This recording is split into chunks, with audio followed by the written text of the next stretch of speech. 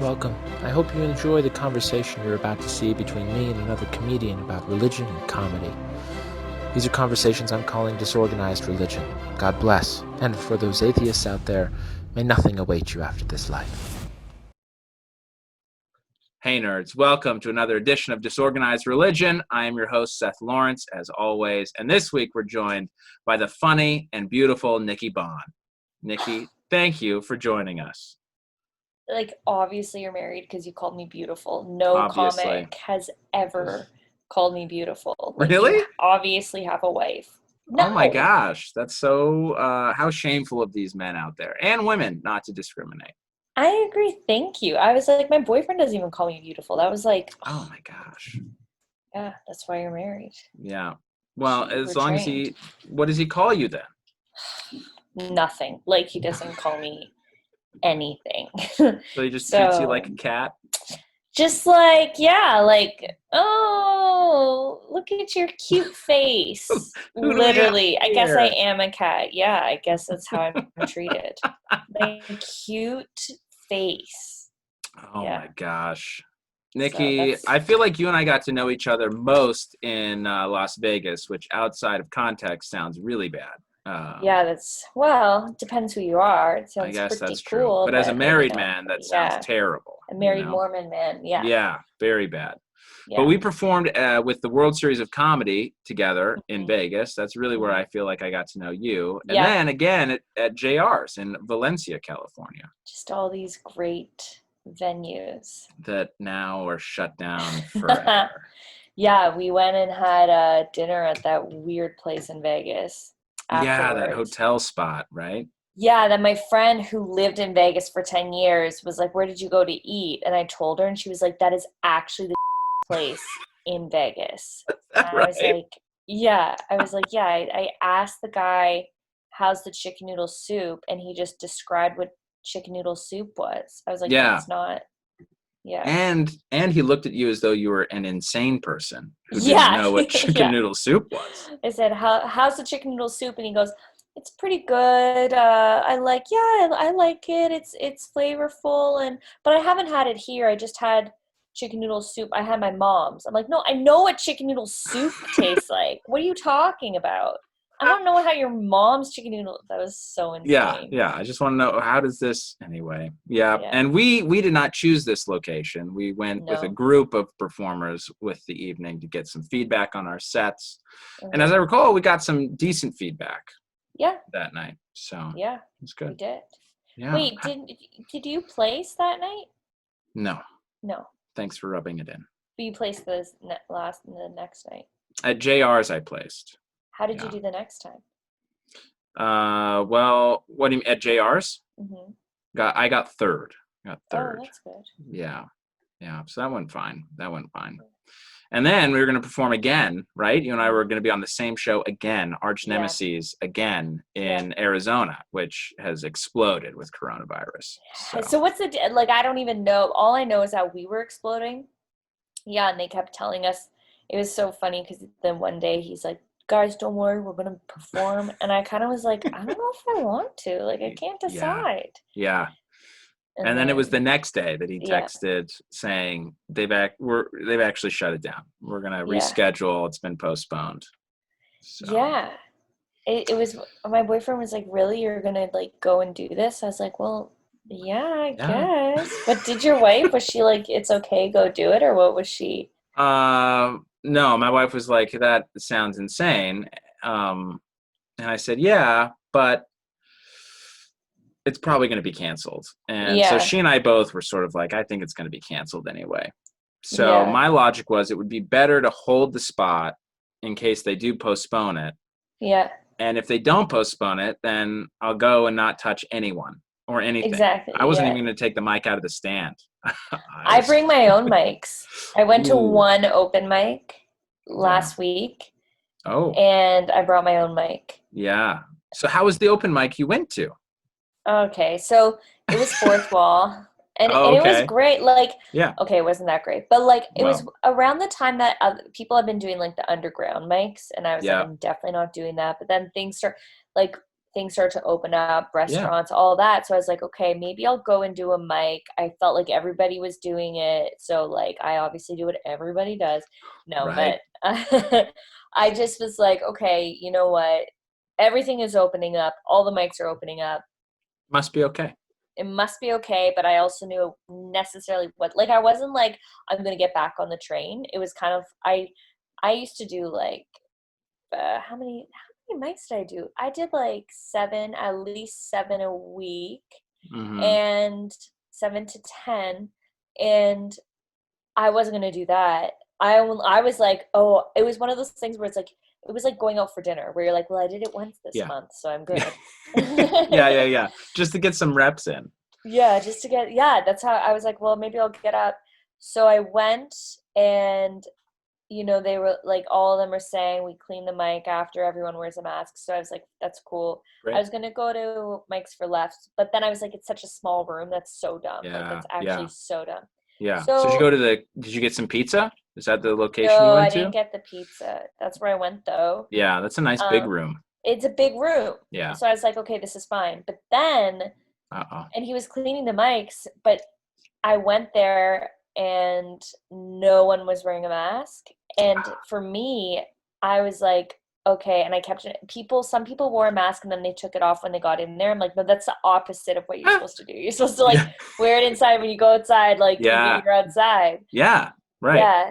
And then, oh boy. Yeah. So then I kept it on the whole time. I was like, I'm not taking it off because I see my parents and it's just like, I can't, I gotta be careful. So you performed with the mask on? I did. Well, no. So then when I got on stage, everyone had their masks off. Sure. And then I was like, listen, guys, because I realized it's all like 20-year-old boys. And I was like, I feel like a loser because you guys aren't taking your masks off, or because you took your masks off. But then I realized I was like, but then I realized I'm 10 years older than you. I'm not going to listen to a bunch of 24-year-old boys, you idiots. And good for you. That. Yeah, I was like, oh, you're so cool with their masks off. Anyways, yeah, I took it off. When I put my own mic in, I was like trying to speak through it, and then I was like, okay, I can't. So then I took it off while I was up there with my own mic, and then I put it back on. Got it. Did you see guys in the audience start to put their masks on as you were berating them? No, they weren't. They weren't there to impress you at all. No, they didn't see because they don't call me beautiful. So unbelievable. They didn't even bring masks. They didn't even have them? They didn't even have them. Jeez, this generation, this. I hope Gen they die. Z. Isn't that bad? Like, it's weirdly enough. Okay, I don't hope they die, but I hope they get it. Yeah, and get real sick. That's coming from a genuine place. And I realize I'm a horrible person. But when I'm like, you guys, like, if you're not wearing a mask because you forgot it, whatever. Yeah. If you're not wearing a mask because you actually believe in that, to be honest, I'm like, to each their own. If that's what you believe. But if you're not wearing a mask because you're a 24-year-old boy who's trying to be cool, then I hope you your pants with the Rona. Yeah, I mean, even those who claim it's a 100% hoax. Yeah. I also think maybe we shouldn't, copy those people. Like they should not procreate. Yeah. Yes. Yeah, that's what I'm saying. Yeah. Well, at least we agree on something. We might not agree on much as this podcast continues, but at least we agree on who should not procreate. How long have you been doing stand-up, Nikki? 4 years, 4.5, I guess. Yeah. 4? Well, I mean, I should probably take the half off considering I haven't done it in 4 months. So, 4 years. Oh, man. Yeah. I keep thinking about how nice it feels to be on the same page as all the professional comedians, the paid regulars at the Comedy Store. We're all doing the same number of gigs, baby. I know. It kind of is like settling, isn't it? Like, it's like, you're like, well, I feel okay about where I'm at. Yeah, we're all on the same page. How do you think the comedy scene is going to be post? I mean, busy? Do you think they're going to be more comedians, less because they can't do it anymore? What do you think is going to happen when the whole world opens up again? I genuinely don't know. And people like talk about everybody's like, is comedy going to end? And I don't think it's going to end. I don't think so. I really don't know. I think that a lot of people, are you still in LA? Yeah. Yeah. Yeah. I think a lot of people have moved back home. Yeah. And I was saying, and I don't know how that will turn out for people. Like, and Right. I just say that in the sense of like, I wouldn't move back home myself because I think that it would like put me into the comfort zone of like, it's kind of like going back into reality. You know what I mean? Like you're not doing stand up, you're back at home, you're back where like you grew up and your friends, and either you could hate it or you could be like, oh, this is nice, and it gets comfortable, you know? Yeah. Like getting in your bed at 3 o'clock and being like, Yeah. It's cozy. yeah, yeah. So I don't really know what to expect, and What I'm do you not hope really. happens? Do you hope that all those who had to move home can't come back? Yeah. Yeah. I've had the same thought. There are some that I Yeah. would love to see come back, but Yeah. I think all of the open mics were way too overcrowded, I and agree. if we can wean some of them out, that would be fantastic. Yeah, I think I hope it does wean people out. I also, though, like the one thing that makes me think and like worry or hate myself is like the people that are doing mics throughout all of this, and I just won't do it because I have Yeah. asthma too, and Oh, I yeah. just, yeah, You're at I'm like risk. I'm a walking death case. Yeah, you And can't be so out. I do wonder, I'm like, are people that are doing mics right now going to be the ones that make it? And then I think Oh, about it and I'm like, nah. But yeah. that does kind of filter out like the devotees or just the really lonely people that don't have a life outside of stand up. Yeah, I don't even think it's a devotee kind of thing because, as you're talking about, there are young guys out there doing it who haven't even fully developed their brain yet. They don't Yeah. know, you know what I mean? Like Yeah. there are people that have to do this, as you're talking about, because they're so lonely. And then there are those that think if I keep doing this, I will make it. Yeah. But at some Yeah. level, for some of us, it doesn't matter how many times we do this, we're not going to make it. Yeah. Yeah. You know Well, what I I mean? mean, yeah, it's true. It's true. Let's name them. Yeah. No. You Because send me the I list and I will confirm. got a few. Yeah. Yeah. Oh my So gosh. I think that there's part that like it will wean people out, but I think it's going to be even harder because I think it's going to get all the work that we put in to get on shows and stuff like that. I feel like could be lost. Like all the shows that we did before, the people that you knew before, have they forgotten about me? I mean, that's my abandonment issues, but I'm like, have I been forgotten about? Like, Sure. am I going to be asked to be on shows? I don't like, no one's going to remember me. It's such a weird, that's my Yeah. like Yeah. disaster brain. I feel like it's all on pause. I don't feel like Yeah. it's a, shark swimming and if you stop moving, you die kind of a Yeah. situation. I think it's just on pause. Everyone's treading water. And Yeah. then once things come back, people are going to want Nikki Bon back on their show because they liked Nikki Bon, you Yeah. know? Yeah. I don't think But it's going to be lost. I just wonder if the shows are going to be harder to get on because there's going to be less people in the crowd. I don't know. I guess Oh, it's just less if people there's a coming out. vaccine. Yeah, if there's a Yeah. vaccine, then things will be.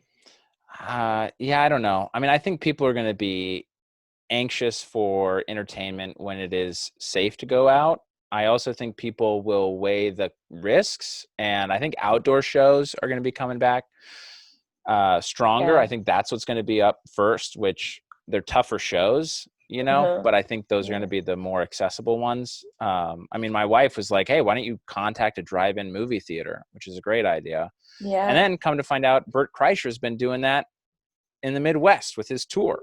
He's doing No drive-in movie way. theaters. Yeah, he posted about it on Instagram. Wow. Oh yeah, So right. And then they sit in their car and they honk when. yeah, Yeah. which sounds terrifying, but could Horrible. be fun. I don't know. I mean, I think there are going to be some adjustments that will have to be made, Yeah. Yeah. before traditional live stand-up comes back for sure. But Yeah. I agree. yeah. So have you done all of it in LA, all 4.5 years? Yeah, I have. I started in LA. Which is, did you start in LA? Yeah. Yeah. Yeah, I had never wanted to do stand up. Like, it really wasn't anything. It wasn't even on my radar. And like, I had a friend that did it, and I was like, eh, I Yeah. could never do it. And then I moved to New York, and I had another friend there who did stand up, and he was like, you should do stand up. And I was like, No. absolutely not. Like, wasn't even like, it never even made me go, oh, like I genuinely was like, I can't do that. I can't write jokes. I can't do any of that. And Interesting. then, yeah, like I really couldn't wrap my head around it, but I did Yeah. improv, and I did Okay. UCB and Second City and all that.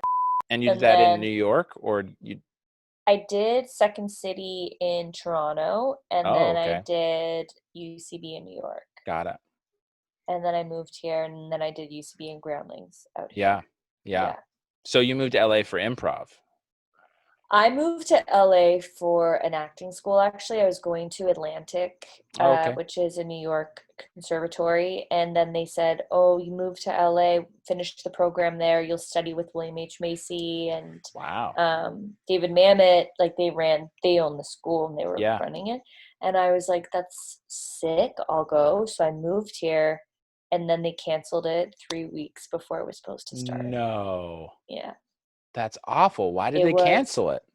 because they didn't have enough students. Get out of here. No, like they didn't promote it in LA enough. So they were kind of banking on getting like famous people to be students, I guess, and they didn't. Like What? they were just not good at promoting it. And like they Oh, made me go geez. through the ringer for the audition. Like it wasn't like, "Oh, go to the school." Like I had to Yeah. like properly audition and do an interview and all that kind of jazz. And then yeah, And and then you got here. I got here, I bought a car, Oh my I got an gosh. apartment, like I did everything, and then they just canceled it. I remember getting the call, and it was like, "Hi, oh, so message machine. I Oh, have some upsetting jeez. news. We're gonna have to cancel it, but I hope that you have a thank you. Like, be in touch." And I was like, What? I lost it. I like Yeah, screamed at them. because you moved for that class. I moved for it. I was like, that was my diving board. I have nothing here. I have Oh, one friend. I have yeah. nothing else. All my family's on the East Coast. Like, Yeah. I have absolutely nothing. And Oh they were my just like, gosh. they were like, well, we'll get you get you a couple classes with one of the teachers. And I'm like, that doesn't help me. So I still haven't let it go. Like, I'm ready. My first interview on Jimmy Kimmel is going to be me being like, okay, before we talk about my TV show, I just need to tell you about what Um, happened to me. yeah, William H. Macy can go hang himself.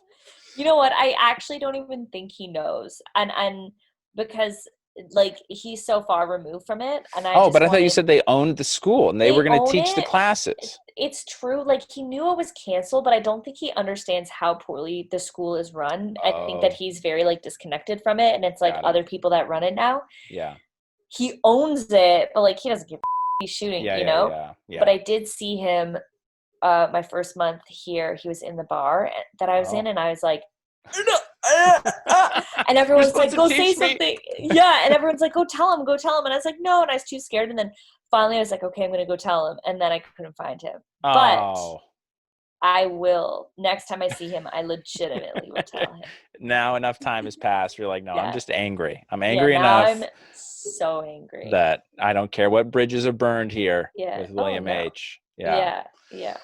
Wow. So acting in New York, and so let me just get the timeline right. So the friend you had in New York who did stand up, was that after the friend you had in LA who did stand up, or you? Sorry, no, I had a friend in Toronto that did stand up. Oh, got I it. moved from Toronto to New York. My Got friend it. in New York did stand up, And and then then I moved to moved. LA. Yeah. Yeah. Yeah.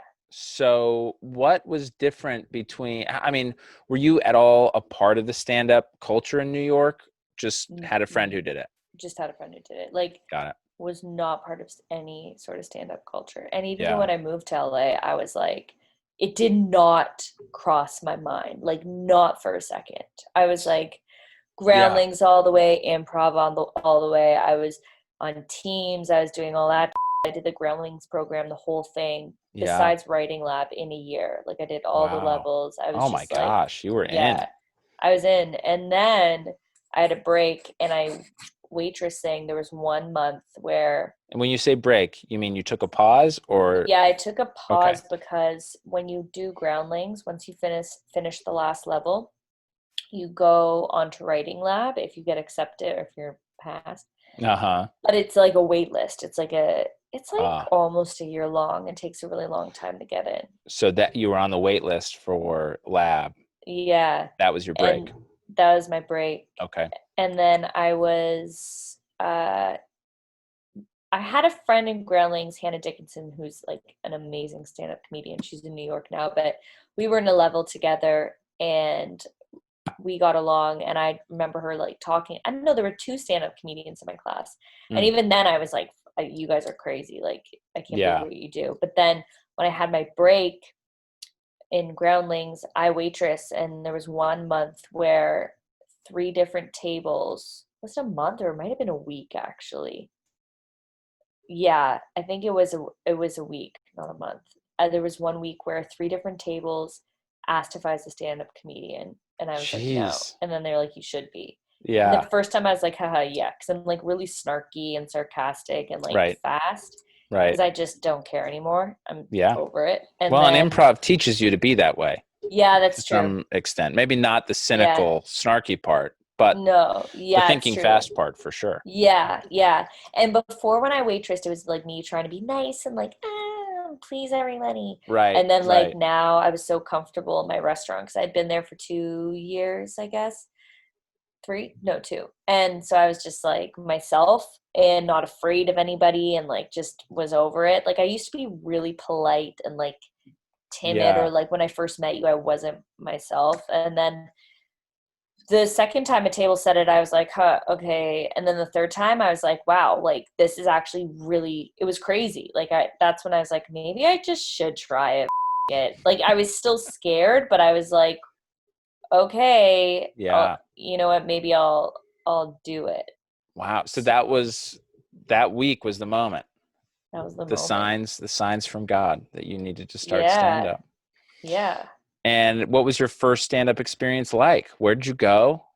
Well, what I did was actually a pussy move, and I did a workshop. All right. The thing that kind of drove me a little bit because I was like, okay, I want to try stand-up, but I don't know how, and I have absolutely no idea what I'm doing. Sure. But there was like this workshop that a casting director was holding, so I was like, you know what? I'll kill 2 birds with 1 stone.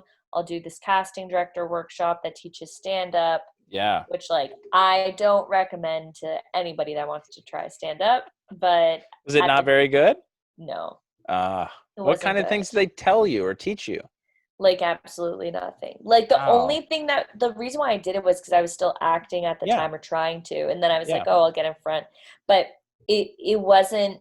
It was like we would go in and she'd be like, okay, take 20 minutes to write about this topic or and then read me your like we'd have to read her what we wrote. And she'd be like, oh, that's a good point of view. Or that's a good this, like no joke structure. No, like absolutely nothing. And then like we went and wrote our own bits and our monologues that we were going to do. And at the time I was like, I felt like I was like, this isn't enough. Like I can tell that this isn't. Yeah. This isn't how to do stand-up. So I was reading a book and like figuring out how to do jokes while I was taking that course. Yeah. But a lot of other people just had their like monologues about like their life experiences. And anyways, so I did the workshop, never got on stage until the night of the showcase. Oh gosh. Never touched a mic until the night of the showcase. Jeez. And then it was at the Improv. Of course. Of course. And then it was like, that was the first time I'd ever been on stage, touched a mic, had to in the lab. No, the main room. The main room? Yeah. Nikki. Oh man, this is crazy. All right. It's crazy. But I look back at my tape and it was still like, it was pretty good. Like, I look at it and I'm like, man, I wish I was still like that kind of energy, you know? Right. I was so like, but. What book were you reading? Do you remember? Judith, whatever her name is. I'm not good at the Comedy Bible, or was it? Yeah. Oh, yes. Okay. Oh no, not the Comedy Bible. It was a stand-up book. I didn't finish it. I just like was reading the types of jokes and stuff. Yeah. Yeah. Interesting. Well, you had the intuition to know that what this casting director was saying wasn't the whole truth. Well, the good thing about it was like she definitely gave you confidence and like helped you figure out what brand you were and that kind of. Yeah. But not even, because I realized I wasn't that brand. But it takes you a while to like learn your voice, you know. Yeah, of course, and at least to get down writing, that's useful. Yeah. Like like pumping us up to go on stage, but right. Oh. So was anyone from the improv, booking department there at the showcase? No. It's probably for the best. Yeah, no, absolutely not. Yeah. Like, no way. She rents out the room, I believe. Like, yeah, they even put up like a blanket so you can't see the improv. Oh. They were like, this is not us. We're not condoning this show. They're just using our space. Yeah, exactly. That's hilarious. Yeah. So after the workshop, you had at least a taste for it, that you liked it? Yeah, I liked it. I was like, okay, that was actually pretty easy. It was like one of the easier things I had ever done in terms of like the arts and not having to work too hard to not book shows, but to not having to work too hard to feel comfortable and to feel comfortable. Yeah, to be like, oh, I actually could say I was good at that. So then the first year I didn't take it seriously. Like, I only did bringer shows, and I did them like once a month, and I wouldn't practice, and I would practice in my room before. I didn't go to mics. I wasn't ready to like give myself over to it. I was like, still, I'm an actor, and I just did it on the side for fun. Because I was like, it made me feel good because I was like actually good at it. So I would like do it for an ego boost, which is crazy because now I don't do it for an ego boost. Well, once you start taking something seriously, then you realize, I think, oh, here's where I kind of messed up. I could have done this better. Then you want to perfect it. Yeah. The bringer shows, you did those where? At the improv or the store? Comedy store. At the store in the original room. I did love those though. I loved them. Which show was it? Was it the D's Nuts show? Yeah. Have you done those? I haven't done the D's Nuts one. No. The crowds are so good. D's Nuts, because they're just like, well, and they've been doing it for a long time there too. So and like, to be on the original room stage, come on. Yeah, it's true. I wish that I could do that show without it being a bringer show, because it's just such a great one room day. Like, one day, Nikki, they'll call you up. True. You know what? Yeah. So then finally, after a year, I started doing it a bit more and more, and then I was like, okay, actually, and people were like, you're good at that. Like, why aren't you trying harder? Yeah. And I was like, well, I'm doing all this other stuff. And then I went back to Groundlings, and then I realized that I was in it, and I was like, I like stand up way more than this. Oh, and interesting. Like, you made the lab, so you were on the writing squad? Yeah. And I just started to dip my feet more into stand up in terms of like doing at least like 4 mics a week. Yeah. But I didn't force myself. It was like, so then once I realized like, oh, I actually I like it so much more. Yeah. Then I was like, okay, you have to take it seriously, and you have to like actually go up at least 7 to 10 times a week, and you have to you have to write it out. Take note of which jokes work, which ones don't, why not. So what did you like about stand-up so much? What was it about it? I guess first of all, I liked the people better. I liked that I could be like mean. I could be myself and mean and sarcastic, and like, like I could just shoot the Sure. I thought I liked the people better, but now I'm like, the more you're in stand-up, the more you're like, oh, these people are annoying. Well, I think, not everyone, but you got to find your pockets, right? Yeah. You know, the ones that aren't going to make it. Those ones we'll discuss our list. I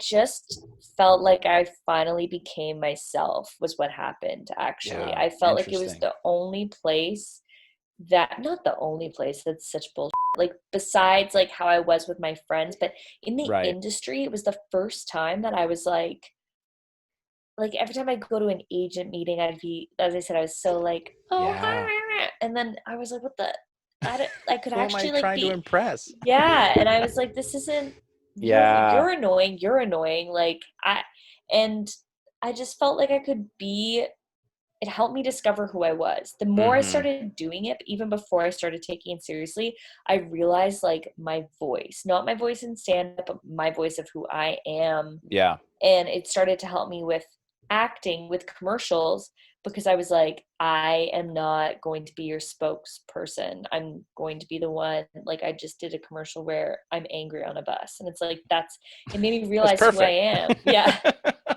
I can totally see you doing that. Yeah, So I loved that. I found myself, but I also just what I loved was being able to share like my past and my vulnerabilities and putting it out there for other people to feel comfortable with themselves. Like I've always been like, my friends would always call me the dog because I just want to make everybody comfortable and make sure everybody like, okay, like I'll be the one to like embarrass myself or say something really raw or honest in order to crack the ice for everybody. Yeah. And so that to me is like bringing a room of people together. And if I can like be honest and tell you like my pain or what my insecurities are or my past, and you have the same past as me, and then we can both laugh at it just to make people feel comfortable. And when I realized that I got to like do all that that I like to do with my friends or in a social setting, I was like, this is so much better. Yeah. Yeah. Right. Yeah. Right. Yeah. Yeah, there is. I find it interesting that a lot of people find, public speaking typically is like the number one greatest fear, right? And I, like you, started in improv. I didn't do improv for nearly as long as you did and not nearly as formally as you did. But when I started with improv, I also thought I could never do stand-up. That seems terrifying because it's just you up there. But there is something really liberating and safe about just being you. Up there. Yeah. Which is perhaps a little counterintuitive, but very fun. Interesting. So once the world opens back up, Nikki, we'll see you at the D's Nuts show as not a bringer, as a true, legit comedian. Yeah. That's going to be exciting. Wait, I have a question. What are all the things behind you? What are you getting? Well, these are my many accolades and awards from this glorious world of ours. So there's my undergrad diploma from BYU.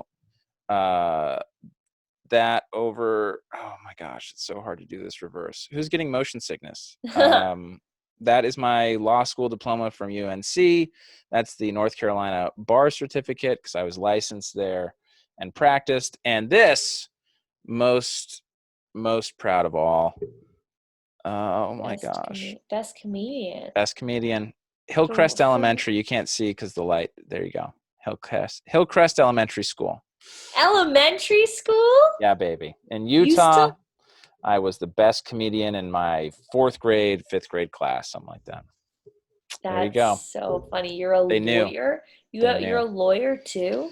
I was. I don't know if it's fair for me. I'm retired. I'm a retired attorney. Wow. Yeah. What were you an attorney for? So I worked with a small law firm in North Carolina for a little over a year doing business stuff, mostly contract review and editing. We help small businesses, typically family-owned, a lot of real estate, some tech companies out there. Help them do corporate governance stuff and land deals mostly. It's very fun. You're crazy. Okay. Wild. I'm a wild and crazy guy. Yeah. Okay. Where did you grow up, Nikki? Toronto. Okay, Toronto. Yeah. And then how did your family end up on the East Coast? Well, like Toronto is east. It's not the East Coast, but like east. Toronto's East Coast. Yeah. We call ourselves East Coast. Okay, I'm thinking of Canada. You're not Toronto, Canada? Yeah, Toronto, Canada, but it's right by New York. Yeah, I guess that's true. That is true. So fun fact about me, I served my mission for the Latter-day Saint Church in Quebec, which is really the East Coast of Canada, right? Yeah. It's so, really, okay. You're getting like, I mean, I have to feel like what would you call Toronto? Canada, the Midwest, a flyover state. No. Hey. No, Toronto's definitely east. It's definitely you made east. me You're doubt right. myself. I was like, am I so stupid? What did I say? No, you're not. It's your country. I don't know. Whatever you guys called it is correct. I have no idea. But I just didn't. Anyway, that's just not in my mind. It was not like, it is very close to New York. Yeah, so okay, but it's fair enough. We're East Coasty. We're more East Coasty than Quebec. Or Yeah, like you mean in terms of United States East Coast? Yeah. Yeah, like for our sure. vibe. Yeah. Yeah. Oh yeah, for sure. That is 100% true. Yeah. Yeah, Quebec is a very confused place. It's very interesting. I love it. Can't wait to go back. We all got to go back for JFL at some point, right? True. Jeez. Yeah. So Toronto, and when did you move to the US? Is that when you moved to New York? Yeah, in 2012. Yeah. 2012. Gotcha. 2012. So have you gone through the citizenship stages for the Yeah, US, my dad's American, so I got dual citizen. Look so at you. You're Yeah, easy I'm here. peasy. That's Yeah. great. Yeah. Lucky so many you. passports. Good you made it in right before coronavirus. Good Yeah, 8 years before COVID. Yeah, it's true. And now you're never getting out. Now I'm never leaving. Now I'm like actually here. Yeah. Are you ready to talk about religion now? Yes. Let's do it. This is my favorite part. So God obviously told you had to be a comedian. Did you grow up believing in God? All these signs he sent you with these people you had to serve?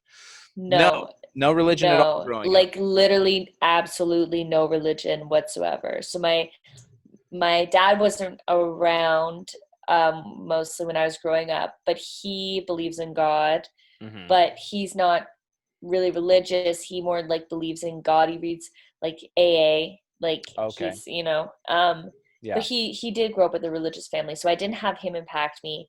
My mom did not. Like I haven't ever been to church a day in my life. Wow. Yeah. That's amazing.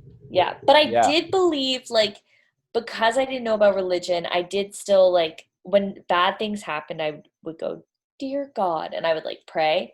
But I didn't know what I was doing, but I would pray, like I'd pray all the time, like, please don't let there be a war. Like that's all I cared about. I was like so afraid of war. Yeah. Yeah, sure. Rightfully so. So I did pray to God then, but I had I'm so dumb when it comes to religion because I wasn't raised on it. Like people make religious jokes and I'm like, I don't get it. Like Mary, and I'm like, that is a funny name, I guess. Yeah. So wait, why would you pray to God if you didn't? I mean, so you say you had a concept of God. Yeah. Okay. Well, so like, what's your relationship with religion or God? Okay, so I believe now that there's like a higher source, but I don't picture that person as God. I don't picture it with a beard. No. Okay. I believe like that there is a greater source. Let's say I call it source. Like I believe like I listen to Abraham Hicks, who's like, do you know who that is? I don't. It's this woman who like channels the spirit Abraham, and she talks about like source in the universe and like believing things, and they come to like I believe in the universe. I call it the universe. I'll say that. Like sure. I will like trust in the universe, and I will like turn to that, and I like do all that kind of hocus pocus type Okay. So I believe that there is something else. So like manifestation, like you do the manifesting. Yeah, and I do believe, because like when I was a kid, I do believe there's some I do the manifesting. I try to, but I do trust now. Like I believe that there's something there that has helped me out. Because like when I was a kid, I had some pretty crazy happen to me the first like 7 years of my life. I was in a bank robbery, held at gunpoint. Oh my gosh. And I was like 4 years old, and then I saw a plane crash 2 years later, maybe a year later. So I saw two crazy things happen, and it made me be like, it actually happens. But yeah. I think because I heard of God because people would talk about God. Okay. My grandma like gave me a cross necklace, but she never like told me. No one ever taught What me it was about for. God. Yeah. Like Interesting. it was like I knew there was the Bible. Yeah. I knew she had it. Like everybody had the religious, but no one ever Talked about like it. talked about it. Yeah. Like the particulars of it. Yeah. And Yeah. so when I would get panicky, so I just remember times when like my great aunt got cancer, and I was like, I had a list of what I would say to God at night. And I said God because people talked about God, and I was like, I guess I should be praying. And I remember being like, am I supposed to be on the end of my bed like this? And that felt weird to me, but I would Yeah. like sometimes do it, and then I would lie in bed like this and pray, and then I'd be like, are my prayers even gonna come true? I'm not doing it right. Yeah. But then I prayed for would happen. Okay. And like the woman stopped getting sick, and I was like, she had cancer and it went away, and I was like, I prayed for that. Yeah. And then like I was really as I said, really obsessed with war. So when 9/11 happened, even though I was out of the God phase, but I still was like, guys, I said no war, please. Yeah. Yeah. You know? Remember. Yeah. So I felt very like I didn't have a religion, but I did think that there was like, it was helpful for me to think that there was something to turn to. Yeah. But I had a lot of synchronicity in my life. Like I had a lot of times where I was saved, or like, I don't know. Yeah. I mean, I would call that proof. You had a lot of proof that God existed. Yeah. You'd call that proof. So, I mean, do you believe, so now you believe in like a universe or sort of a source, some kind of force that like, is it guiding us? Is it guiding you? Or what's our relationship? You know, what's your relationship with the force now, with the source? My relationship is that I think that it is guiding us, but I think that it's not guiding everybody if you are closed off to it and you're not open to see like what's being led. Like I can tell, like I'll be like, oh my God, I have not been paying attention at all. Or like when so I think that it guides. I think it takes work to get the guidance. And if you're not doing the work, you won't really be led. Or if you're not opening up your eyes to it, or like I'll say to something will happen to my friend, and I'll be like, yeah, that's like the universe, you know? So I think that it's so it's so hard, because it's like, yeah, bad things happen to people. And it's like, that was the other thing I couldn't wrap my head around with God when I was a kid. I was like, if there's a God, then why do bad things happen to these people? Why are countries fighting? Why? I didn't understand that. I was like, how does everybody not plane see of people crash? Yes. Yeah. So I think that, I don't know. I don't know if source like looks out for everybody, because like, especially being in LA and seeing like the homeless, and like, don't you see these people? And I just think like, you had bad luck, man. Like, it's crazy to think that you were a human before this. No, they're still human. Sheesh. No, well, they are, but like they're not present with what's going on. Not all. I mean, I think I'm talking about like the drugged up ones. Yeah. That are And like see, I guess schizophrenic, and I feel so bad, and I'm just like, how did this happen? Yeah. Well, I mean, I think schizophrenia, right? That's how it happened. Yeah. I mean, a lot of it is mental illness. Some is drug induced, but most, I think, is not drug induced. It's certainly not helped by the drug abuse. But yeah, I think some it's bad luck, some it's bad choices. Most it is mental illness, mental health issues. So interesting. So okay, so many questions.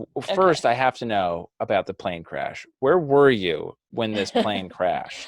I was at an air show in Toronto on the lake, on Lake Ontario. All right. And it was a German bomber. And I can send you the link. Yeah, well, there you go. Oof. True. This There's was a link on recorded. YouTube. Well, I didn't know until just recently, like 2 years ago Yeah. or a year ago, someone looked it up and they're like, "Oh, was this it?" And it was Oh my recorded. And I gosh. hadn't seen it since I was a kid. And Was I that was so like, traumatizing to witness again? you know what's weird is it went faster in the video than it Sure. did in real life. Yeah, of course. Yeah. So Well, isn't there a phenomenon that when we experience trauma, time seems to slow down? Our brain kind of slows yeah, processing down. I don't know. maybe. I may I have don't just made know. that up. Yeah, it maybe that would make sense, like, because I was in a boat for the air Mm-hmm. show. My mom worked at a news station and we were in the middle of the lake and we were by the crash zone, which like was the best spot, but you can only go there because she worked for a news station. Oh my And so gosh. it's coming around and Jeez. it's letting off sparks and I Yep. love fireworks. And I was So like, you're look just at like, it, the yeah. fireworks, there's fireworks. And it went literally over top of us. And I remember it being so low and looking up and like it was like when you watch planes land, it was so Yeah. low. Yeah. And then it just went down in front of me and just hit the water and exploded. It Oh was my gosh. That's crazy. crazy. That is Yeah. crazy. No fire though, just like water explosion and Yeah. impact. Yeah. Oof. Yeah. Pilot dead on impact. Everybody dead on impact. And then like the Jeez. seats were floating by us. Oh my Parts gosh. of the plane. Oh, Nikki, that's awful. It was Oh my awful. I'm like gosh. And how laughing because old were you? You said you were 4? no, I was like 6 or 7. Oh, okay. Jeez, that's the perfect Yeah. time. You're just Yeah. making lasting memories. Yeah. Yeah. Yeah. Oof. Wow. I All know. right. So, okay, I just needed to know that. Okay. That's crazy. So, had you ever been drawn to religion or just to this idea of God? So I was never drawn to religion. Creeped me out a little bit. Churches Fair creeped me enough. out. I Yeah. didn't like how they smelled. Okay. I That's an didn't like, interesting, yeah. yeah, I went to ballet there. I didn't like how they smelled. Everything seemed dirty. And when you say I didn't, churches, are you talking about Catholic church or what kind of church are you talking about? Like you went and did dance at couldn't a tell you. Lutheran church. Oh, I have no idea. I Okay. have You have no idea. like legitimately no idea. Yeah. Fair Like enough. it was just, it looked like a church. It smelled like a church. It's Yeah. And it a was a type of funny church. smelling church. Yeah. Yeah. Fair enough. And ugh, yeah, I don't like church. So no on the church, but you're okay with this idea of God.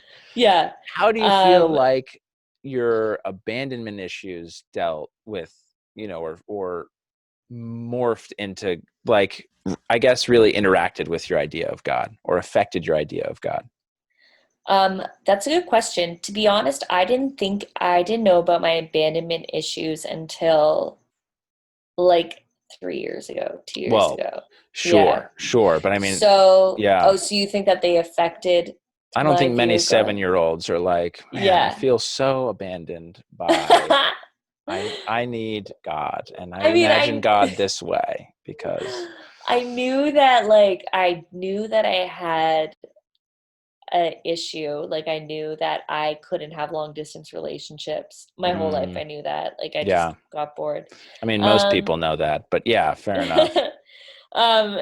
But I guess I don't know how it affected my abandonment issues affected the God thing and the religion thing. I'm trying to think if I ever read any religion whatsoever. I've read about Buddhism. Mm-hmm. I did last year. I like that. Yeah. I like Buddhism. What did you like about Buddhism? I liked the openness. I liked that it was very much like I could relate to a lot of the things that they were saying were things that I have thought on my own. Mm-hmm. So I couldn't actually tell you anything off the bat right now. Well, like, do you believe in reincarnation? I hope there's reincarnation. Oh, I okay. don't know for sure. Here's my thing though. Okay. Yeah. My house that I lived in when I was a kid was haunted. Oh. My mom has oh seen my gosh. a lot of ghosts. No kidding. My mom saw my dad's ghost. Wow. Yeah. So like that's why I don't really know about reincarnation, and maybe that could affect like me believing in God is like, then answer who these ghosts are. Like who are these people Sure. Like my house was so haunted that my mom would have people over and they'd be in the basement and they would hear the front door open, shut, footstep, footstep, footstep. And everyone was like, we have to get our purses. We have to get our purses. And my Oh mom was my like, no one's gosh. upstairs. Like really crazy. That is crazy. So did you Yeah. feel like it was an evil ghost, or was it So, always just kind of talked about as restless spirits? You know what I mean? it seems like it was half evil, half not. My mom Okay. said that. I don't So a remember normal it. person. Well, the story about him was, what happened was, first of all, I would be talking to the wall and she'd be like, who are you talking to? And I'd be like, the man, the Oh my man. gosh. I'm gonna have to stop this podcast. This is freaking me out. Okay, yeah. So you're just some freaky girl talking to the wall because you see a ghost. Go on. You were dressed in an all white little gown. God. Ah. Oh So man. Okay. yeah. Yeah. So So I you're was talking to talking this to the ghost. wall. Yeah. Yeah, she said I did it a lot. Like I'd be having like da da da da da da da da da, Yeah. and it'd be like downstairs. I'd be upstairs, and Wow. when I think about it, like okay, at first my parents would tell me once I started to form a memory. I Mhm. remember my mom and dad would like talk. They were separated, but they would talk about this person, and I'd be like, oh yeah, who was the person that was living with us? Like I'd be like, who was the guy that was living with us? Oh my gosh. And they would be like, oh, that was just a guy Nobody. that came in and out. Like, yeah. And so That was just I a like, guy that died a while ago. yeah, like I actually remember, like, I remember Wow. thinking to myself and saying, oh guys, but who's the guy that lived with us? Like, I remember Yeah. saying it. Do you remember what he looked like? I don't know if it's my brain making it up, Yeah. but I remember like, I'm careful to say this because I really don't know if I'm making it up, but I see a face of like brown hair, like a bit of a like goatee sort of beard. But what happened was my mom called the Toronto Psychic Society to come in and figure out what was going on. Do you Sure. believe in this stuff? Somewhat. Okay. I do somewhat. Okay. So they Yeah. got the Toronto Psychic Society to come in. Yep. And they were like, there's a spirit here, yeah. And they did this whole like seance thing. Yeah. And to prove, like, before they talked about like the ghost, they turned to my mom and was like, your dad is with us. And he says not to get a divorce. And no one knew that my parents were getting a divorce. Oh but they my were. gosh. So my parents met because both of their dads had just died within 1 month of each other. Uh-huh. And my dad was drumming at a wedding and he met my mom and they bonded over their dad's Wow. death. And like they would read like psychic books together, spiritual stuff. Yeah. And they like, that's what brought them together. But those Yeah. two would never be together otherwise. Sure. So just to give you a bit of a backstory. So like, Yeah. both their dads had died. And so anyways, it turns out that the story just told you that to like kind of give the psychics like some clout. They said that the guy that lived there, they said his name and they said that he used to beat his daughter and throw her down the stairs. And they wanted my mom's forgiveness because he was on the third plane, they said, before he crossed over. But he couldn't cross over until he got forgiveness. And Interesting. She was like, no, I'm not forgiving him for that. Wow. And then they were like, well, he's not going to go over. And she was like, okay, fine, I forgive you. Oh, jeez. But I don't know if it worked. So that, wow. So that to me, yeah, knowing that story has shaped my view of things. And then I'm like, so, okay, if that guy was stuck in purgatory, let's call it. Yeah.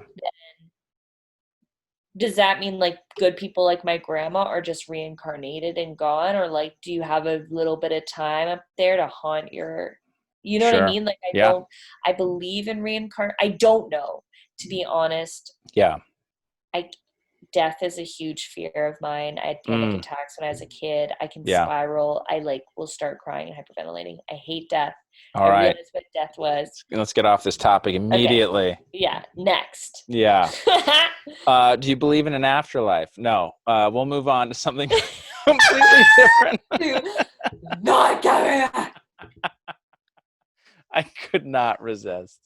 So all right, I'll tell you why I sort of believe in ghosts, and then we'll move to the segment that I find the most entertaining, which is where I let you ask me, what's the deal with Mormons? Okay.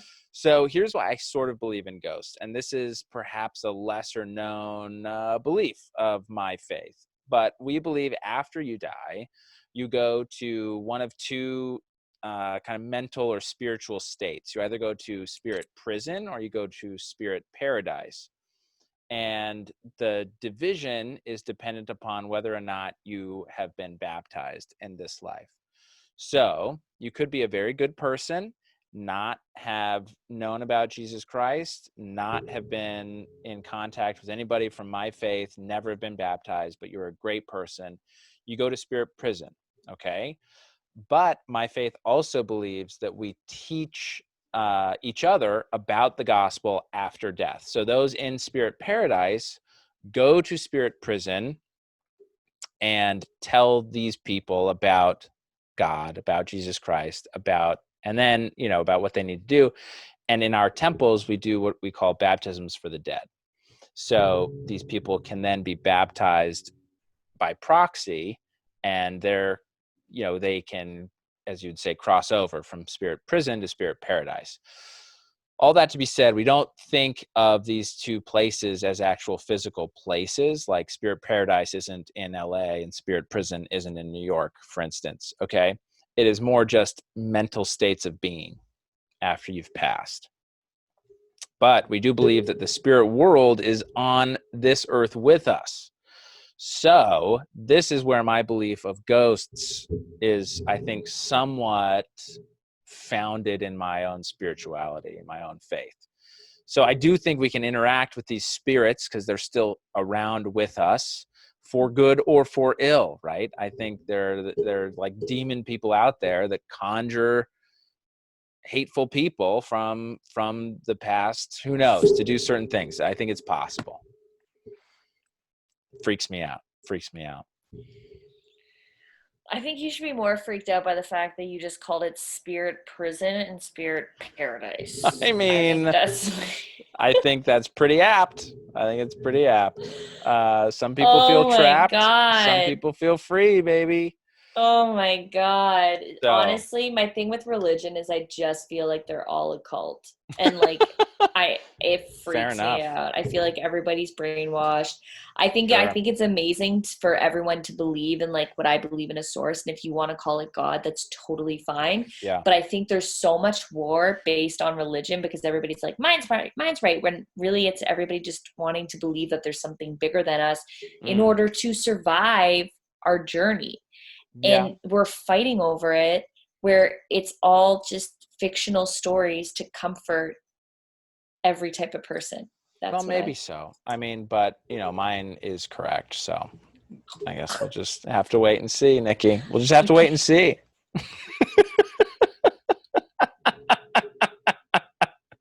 All right. Are you ready? Are you ready? Like, you're in a cult. Yeah, let's go. That's my first question. Do you realize you're in a cult? I am. It's a trick question. So I object, Your Honor. I object to the form of the question leading. I don't think I'm in a cult. I mean, I guess it depends on how you define a cult. Do you wonder? Okay. Sure, Are we in this segment? Do I just ask you questions? What's the deal with Mormons, Nikki? What's the deal with Mormons? What do you want to ask me? Do you, even as a religious person, do you not wonder why there aren't more of you?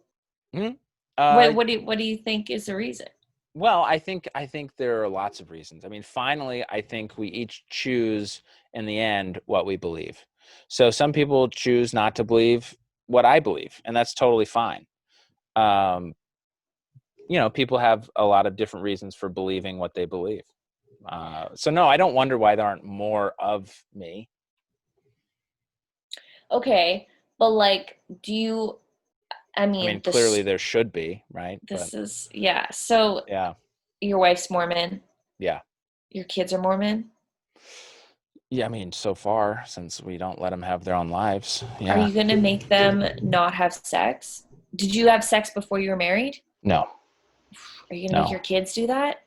Well, I mean, since my parents accompanied me on every single date I went on until I was 24. Oh my God. No, that didn't really happen, Oh my Nikki. gosh. But no, I did not. I did not have intercourse before getting married. And yeah, I'm going to tell my kids that that's the way to go.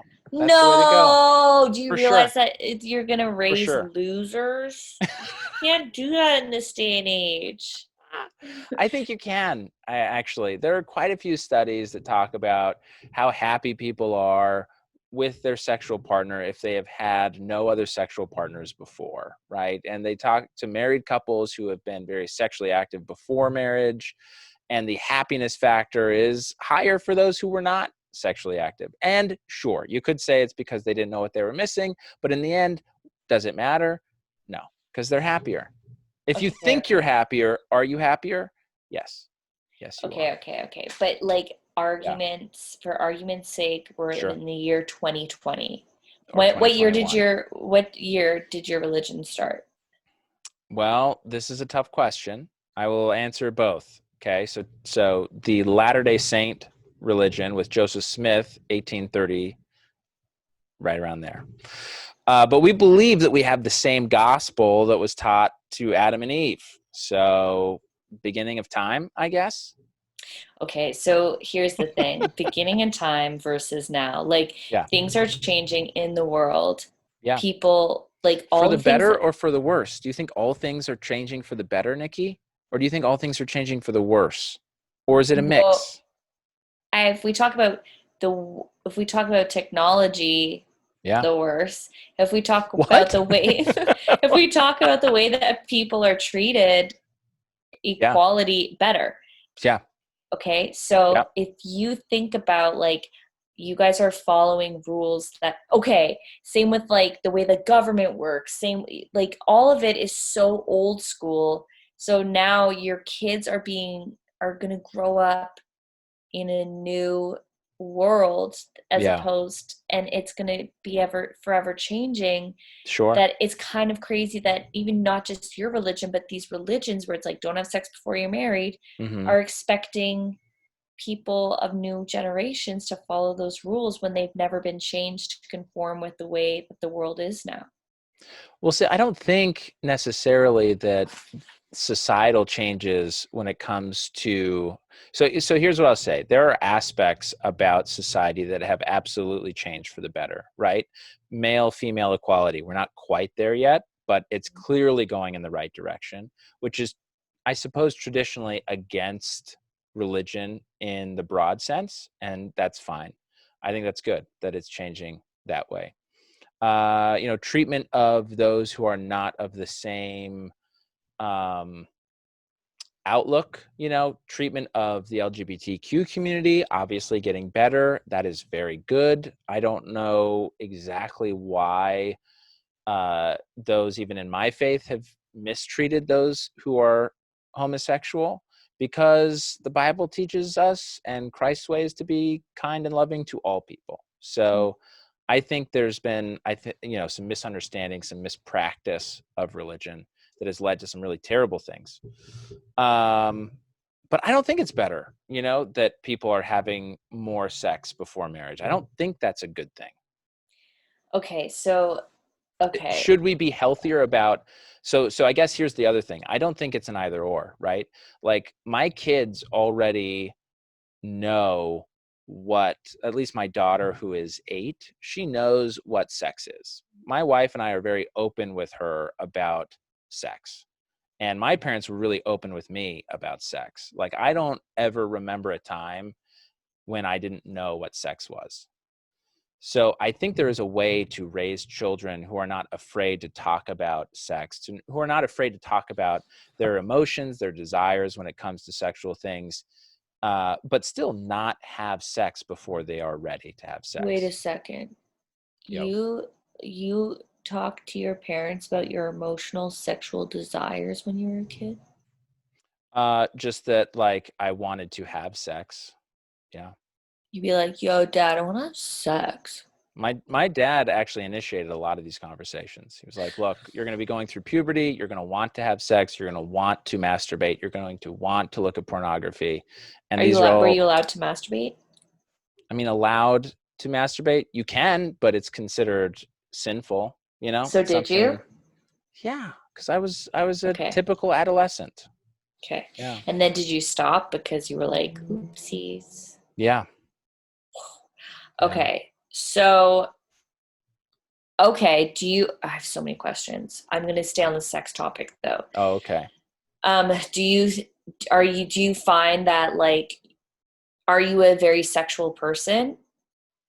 Like, I'm just thinking if you weren't masturbating a lot, you're not going to be as sexual. And I openly will be like, I didn't masturbate until I was like 23 probably. Like, I just was really like, I thought, I don't know, was there a God telling me not to? I don't know. But sure. So yeah. I find that I'm not as like, I'll have sex, and like I used to be way more promiscuous in my 20s when I was like drinking and like wasn't dating anybody. But I find that being sexually, I feel like not being open and free to masturbate and being like comfortable with myself has deterred me from being comfortable with myself now. So, like, do you find that? So I'm just. Yeah, no, there are definitely things about sexuality that I'm not like 100% comfortable discussing, right? Mm-hmm. But I do think it is a special aspect of my life that I talk about those things and work about talking about those things with my wife. Like, we have grown together sexually, which I think is the way it should be.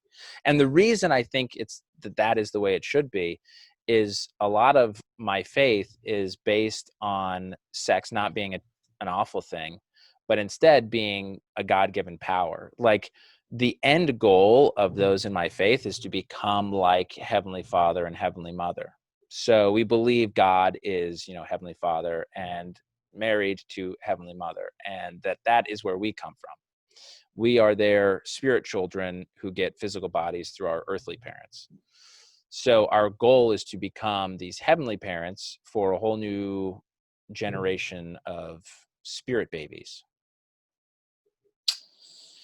So in that way, sex is like a very holy thing that really should only be practiced between a man and wife. Okay, so what about though, because you guys won't know this, but it is true that like, yeah, you can have like a different kind of sexual energy, just like animals, right? Sure. Like the pheromones and the smells of other people, or like the way that, like, I have a friend who, when she would have sex with like this one guy, she'd always get a UTI, and it was like a certain kind of dick, no joke, that like gave her a UTI. Sure. So it's like, how do you know what it like in your head? Like, you're like, well, we didn't know any other experience with anyone else, so we're happy. But we are animals, so like there are going to be some people that you don't know if you actually are compatible with sexually, and then now you've married them and you're stuck with them. Like, I think there is some of that same sexual energy that happens when you kiss someone, when you cuddle with someone, when you make out with someone, that is indicative, but indicative of the way it would be if you were to have sex with that person. So I don't think it's necessary to know if you're going to be physically compatible. I don't think it's necessary to have sex to know if you're going to be physically compatible with someone. Okay, so now I'm wondering about your leader, the guy Which that one? went Jesus? into the forest and Joseph found Smith. Everything written on a gold. What was it? So Joseph Smith, when he was 14, prayed about which church he should join. This is a very abbreviated version of his story, and received a vision where Jesus essentially told him, Heavenly Father and Jesus Christ told him to restore the gospel that had been lost from the earth, and he would receive instructions on how to do that. And he was later visited by an angel Moroni, who told him where to find these gold plates. So he translated gold plates. That's, I think, what you're talking about. Mm-hmm. Yeah. Those gold plates became the Book of Mormon. So like, yeah. Look, you just came back from talking about how you believe in ghosts. So I know it's true, but you know. I saw them with my eyes. Yeah. And, I have felt that the scriptures, the principles, the events in the Book of Mormon actually happened. Okay. Have you read any other religion? By have you read any other religion, you mean like any other religious texts? Yeah. I'm trying to think if I really have. No, I have studied about other religions, but I have not read any other religious scripture. Okay. So, because for me to hear this guy say, this is what I was told, I'm going to go do this. Mm-hmm. Like, how can you just trust him? Like, do you know how many people do that? Yeah. Like, cult leaders do that. Sure. Yeah. I mean, Mormonism was considered a cult for a long time and is still considered a cult by some countries. And what do you think of that? I mean, it's fine. I think it depends on how you define cult, right? And what separates a cult from a religion. Some people don't define them differently at all. A cult is a group of people that worship or follow an individual, regardless of, their own thoughts or misgivings or whatever, right? Yeah. Yeah, I mean, I think religion is a very personal thing.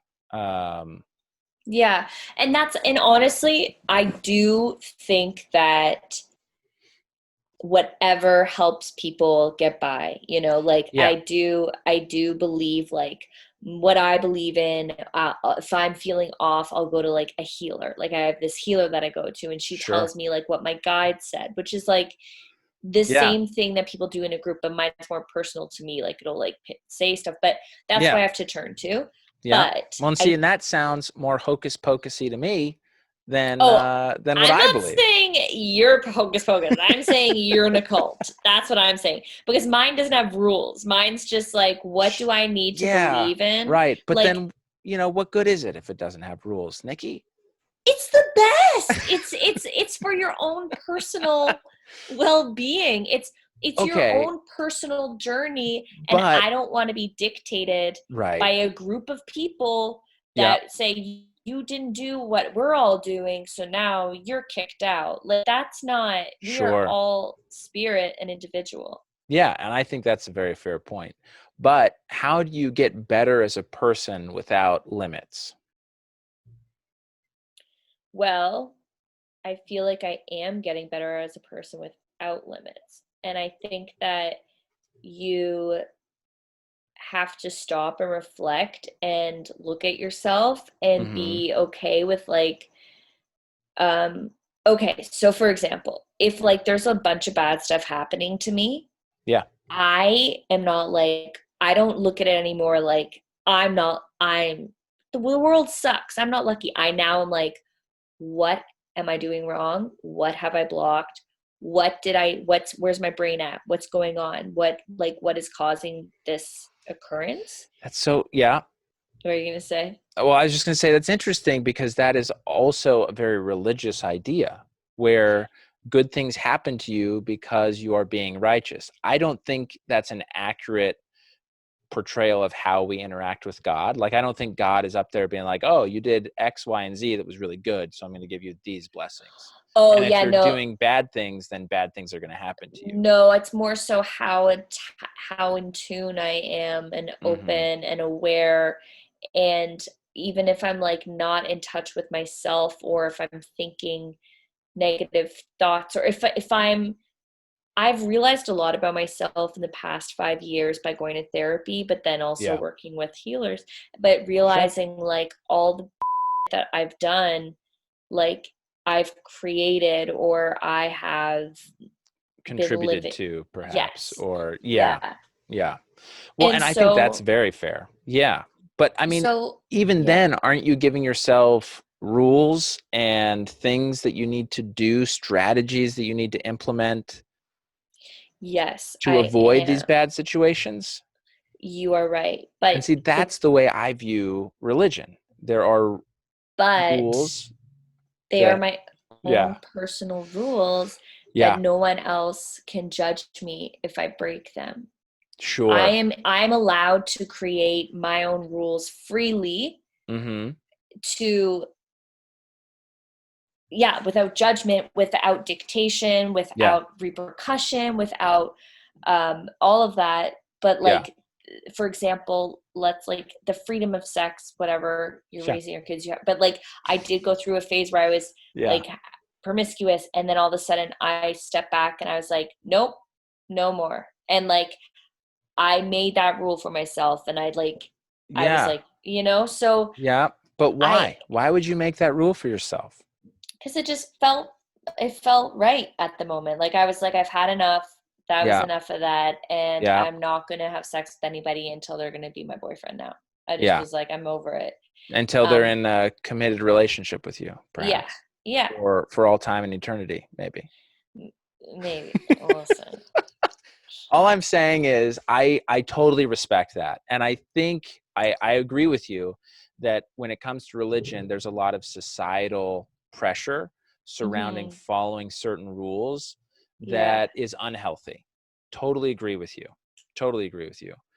But I also think that there's this aspect of religion that a lot of our generation and the next generation really overlook, which is this: why don't we trust history? Why don't we trust a lot of other lived experiences that have led to some of these rules, right?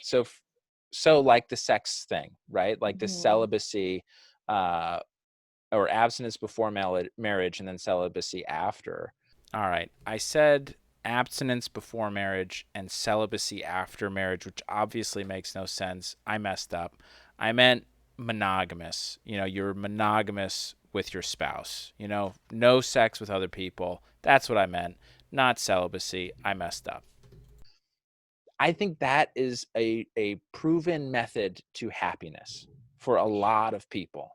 But okay, if we think of history and we think of birth control and how there wasn't any, maybe, just maybe, these religions made up this rule because people who had sex before marriage were then having babies, and that was shunned upon, and then the babies were killed, or the people were killed, and they were witches and they were this. Like maybe these rules were made because they didn't have birth control. But I did see something. The one thing that made me off of religion was there was this documentary, and it proved that the cross and how religion started was actually made up of people's belief in astrology and when the sun set, and like the God is made up of the astrological chart and the way that the sun rose and then it set. And so people didn't have a concept of like what the world earth was, and so that's how God developed. Interesting. I would love to see this documentary. I'll send it to you. Yeah, please and do. On top of it, I'm like, don't you think the world would be a more peaceful place if there wasn't a divide in religion, and if everybody did believe in just, let's call it God? Well, I mean, maybe. I think what we would have had was fights over oil, perhaps, which we still have. I think we would have had fights over slavery, which we still would have had, which was partially based in religion, I guess. But I think we would have fought over different things. Okay, so my one other question is, are you going to be mad if your kids have sex? No, I don't think anger is the right. I mean, so here's what I'll say. I would like to not be mad. I am an imperfect person, so I probably will be upset, but I'm going to have to work very hard to not be upset. I think when people make those kinds of decisions, it is based on a lot of factors. And me being mad at my daughter or my son for doing that will not help them think about themselves well, if that makes sense. I mean, my first priority is that my kids are happy, and I don't think my religion prevents that, if that makes sense. Okay. You know? And what if they don't want to be Mormon anymore? Because I know a guy who was Mormon, and he didn't have sex, and he was with his girlfriend until he was 33. Yeah. He soaked. I heard about the soaking. Yeah, where you just stick your flaccid dick in there and let it sit there without penetrating. That's not a real thing. I mean, you know, it's not a loophole. Okay. Anyhow, go on. Yeah. Okay, so that, and then they finally had sex. Well, and you mean she was like, they did it again, but go on. Yeah. And then, but she had told him that she actually lost her virginity to someone else while they were in the relationship because she was so sexually frustrated. Ooh. Well, how long did they date? Like 10 years. Yeah. See, that is terrible. I think people, you know, they should have gotten married. If they were going to be together that long, they should have gotten married so they could have had sex and then they would still be together. Okay. You know, or maybe not. I mean, some people get divorced because things just don't work out, but are you guys allowed to get divorced? Yeah. I mean, so I guess the thing, like, you keep asking it in a way that's like you're allowed. It's not encouraged, you know, but we're allowed to do a lot of things that are not encouraged. Divorce is not encouraged, but it's not like you get excommunicated or kicked out of the religion for being, you know, for getting divorced. But are people like, ooh, Seth's divorced? You hear it, like, it's like the 1940s. I think it depends on the reason for the divorce. If you get divorced and it's pretty well known, like if I divorced my wife because she's pretty well known for earning all of our money, for being a fantastic person, yeah, I think I would be like, what was wrong with you? You did something. Something was happening. Something was going on. But there are tons of cases where typically the woman is being abused and she gets divorced. Those cases are not met, I don't think, with the social stigma of like, oh, she messed up. You know, she's whoring around. So we're allowed to get divorced. I think the cultural stigma depends on why and probably community's opinion of the husband and wife. But yeah, you're allowed to get divorced. Okay. Yeah. Okay. I guess that's all my questions. Man, this was a great discussion. This was really good. I hope people enjoy it. This is not, you asked some very good questions, because typically I get like, are Mormons still polygamy? Like, do they still practice polygamy? And, you know, softball questions. Yeah. You went for the heart. You went for the heart and guts. That was good. What I do. It's just my thing with religion. I just like, I don't know. I just feel like since I was a kid, I was like that. I just like would have these profound, to me, thoughts of like, wait a second, if everybody realized this, then everything would be okay. Well, I mean, I think the same thing. If people just realized that we could all be gods and goddesses after, everything would be pretty cool. You asked me if I was going to be upset if my children didn't want to be Mormon anymore. Yeah. No. I mean, again, it would be sort of the same kind of, I would be sad. I would be curious and hope that they would talk to me about why they didn't want to be Mormon anymore. I have a brother who's pretty open about his issues with the church and with the faith. And what are his issues? He's not super active anymore. Oh. He had a lot of issues with something called the Mountain Meadow Massacre. So there was a war over Utah, and you know, some sort of military issues when Utah was becoming a state, and a lot of the saints, so a lot of the followers of the faith, right? So just so you understand, I don't know how much you know about my church's history. In America, started in New York, right? They're kind of kicked out of the East, and they slowly moved west, and eventually moved all the way to Utah, and essentially claimed it as, you know, Zion. So as they did missionary work and brought people into the faith, they all started moving to Utah. So Utah became, you know, Mormon Mecca. And as it got bigger, they wanted to be a state so they could get, some of the rights that were federally allowed and all of that nonsense. And in order to do that, there was some, conflict, right? During the conflict, there was something that happened called the Mountain Meadow Massacre, where a group of Mormons were escorting some just normal people out of Utah and killed them all, like all of them. This was like a couple hundred people that they killed, if I remember right. And it was terrible. And the church organization, there was, I think, some kind of nuance and mystery about how high up this plot went to kill all of these people. And at some point, it was suggested that the prophet knew that this was going to happen and did nothing to stop it. I think, and the prophet at the time was Brigham Young. Joseph Smith had been killed in Missouri a few years before this. I think most of those have been debunked. That is, that Brigham Young, the prophet at the time, had no idea that this was going on. And if he did, that he had strongly discouraged it. And a lot of church leaders strongly discouraged it, but it happened anyway. And then the church decided to cover it up. And so it wasn't really talked about for quite a while. And so my brother had a lot of issues with that. It is now pretty openly discussed. I don't remember ever not knowing that it happened. But for whatever reason, he felt like that was an issue. He has some other issues, I think more theological issues about Joseph Smith as a person and his, portrayal of God and relationship with God. There are certainly aspects of the church that have not been, excellent, right? We didn't allow, as a faith, we didn't allow those of African descent to hold the priesthood until like the 1960s, something like that.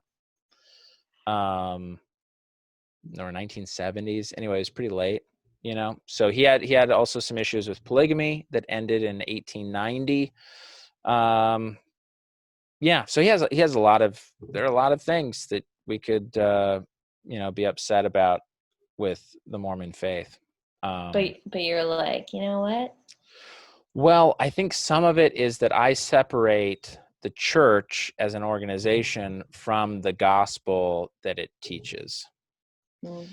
And yeah, I don't know if that's a commonly held belief within my faith, but I do think that the church as an organization has made many mistakes in the past, and it will continue to make mistakes because it's led by people on this earth. I think the gospel is led by, Jesus Christ, a perfect individual, and that won't ever change. So would you ever be like, hey kids, this is our religion, when they start to learn about religion in school and like people are like, ha, you're a Mormon, because like, sure, people make fun of weirdos. Mormons. Yeah. Will you ever be like, you guys are each individuals? Like, because I feel like parents with kids now are very much like, you want to be a boy, girl, cat, dog, you can be whatever you want to be. Right. And which so I think like is stupid, but yeah.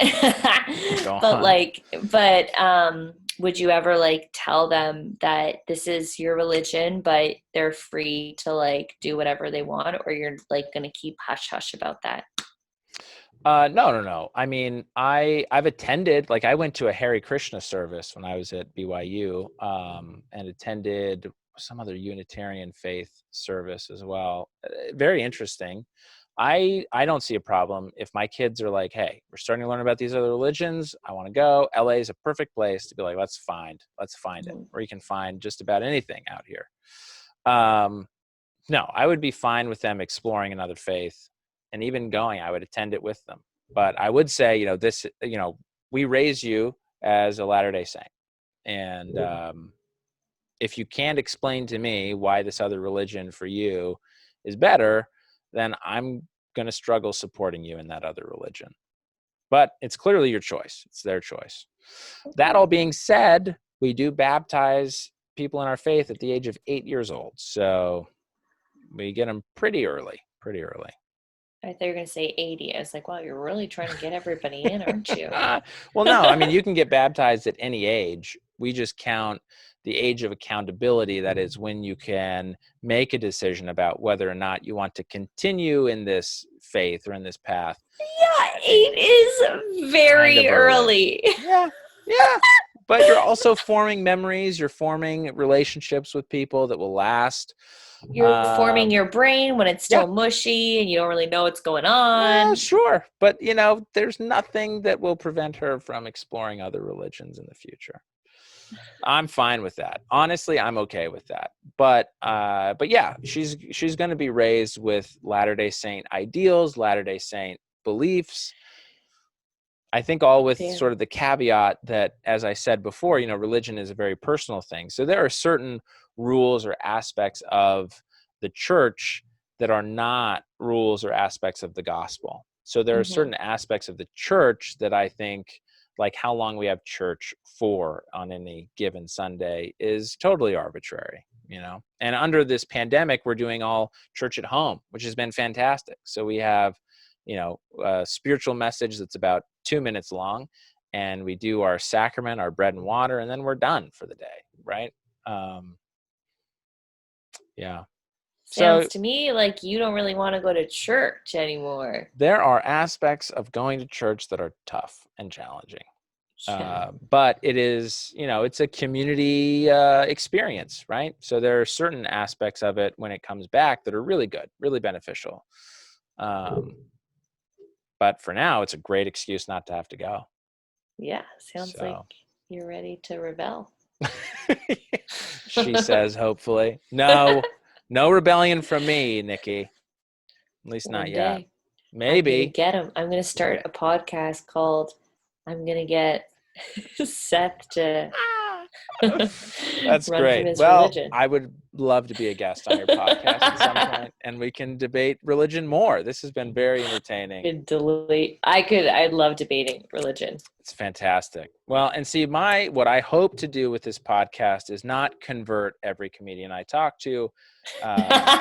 Secondary goal. But no, first to just model. We had, I think, a pretty personal discussion. And I don't think we hate each other after this. I think we've done this pretty well. Yeah, I think so too. Yeah. Hopefully people who listen to this and are having the same discussions with their family or friends can also learn like, oh, I don't have to hate this person if I disagree with them about something. Right. Like you and I don't know if you've had anybody else like me, but we're on very opposite spectrum. Like coming from no religion, coming from no that's where I really differ from a lot of people. I don't really know anybody else that has never gone to church ever. So that is a new thing. Yeah. I have had people who are quote unquote devout atheists, right? People who are convinced there is no God, and that's also a very different perspective than I have. That's still conforming to a group of people. Oh, you're so nonconformist, Nikki. We're all so proud of you. I just am happy in my bubble. Yeah. Well, you know what I'm excited for is when we all pass on to the other side. I'm not excited for that. I said I don't want to talk about that. And you have to recognize that I've been right this entire time. Oh my God. My worst nightmare. I thought I was afraid of death, and now I'm terrified because if I got you coming down, told you so. Yeah. I mean, I wouldn't say I told you until after, everything was cool. It'd be a couple years into the eternity, and then it'd be like, hey, Nikki, remember when I told you so? That was pretty fun. I'm going to be chilling in my ghost world, hanging out with people and be like, no, off. I'm good. Yeah, and people can do that until the great judgment, and then we're all slotted into different heavens. That's going to be very exciting. Paradise. You couldn't come up with another name than paradise? Well, that's just part of it. That's just the immediate after death. And then there's Judgment Day, where we all, have to face our inner selves and realize that we belong in a certain area of heaven, a certain glory of heaven. Yeah. Some of us are going to belong up with the top dogs. Some of us are going to belong with the lower dogs. Okay. And that's just, we're going to be where we're most comfortable. What I like about my faith when it comes to the trauma is we're all going to be really happy for the rest of forever. For the rest of forever. Mm-hmm. Yeah. I know that's a good reason to be in that religion if that's what you think. That's a positive guy right there. It's truly what I think. And I knew that at the end we would get you to convert. So I'm glad we'll set a date. Oh, I'm my like, goodness. now we gotta soak, Matt. No more sex. Now we're just soaking all day. No, remember that is still cheating. That is not okay. It's cheating, but it's You have to go. Just tell Matt you're going into abstinence. We have to until you're serious, Matt. We can't do this anymore. Till I got a ring on it. My gosh. Nikki, it is so good to see you again. You too. It is so good to talk to you. Anything you want to plug? Anything you got going on? Any podcasts you're going to start? Yeah, I'm actually doing a podcast. It's almost done, but I'm kind of waiting to release it where I teach my absentee dad how to be a father. Wow. What a great podcast. It's pretty funny and That's also like fun. really annoying. Yeah. Like the guy doesn't get it. Like I'm telling you, like I make progress and then we go back to like it took like 5 episodes for him to be like, but what do we do? So is it really like with your father? Yeah, with my dad. Wow. So because like he's a rock and roll guy. Oh, he was gone for a while. We started to reconnect in like mid-20s. Yeah. And then now he's like trying to be more in my life. So I was like, all right, this is what dads do. But because he doesn't get it, like what made me realize he didn't get it was he'd be like, no, people think you're funny and you're sexy on stage. And I'm like, Dad, you can't call me sexy. And he's like, why not? And I'm like, I don't understand. So like, it's actually like me teaching him what he can and cannot say, but also like doing things like I got him to teach me about the birds and the bees and I get him to like do all the things that he didn't have to do because I don't want to let him off the hook. Yeah. And like, what a great podcast, Nikki. Yeah. That is so fun. You have a title? Yeah.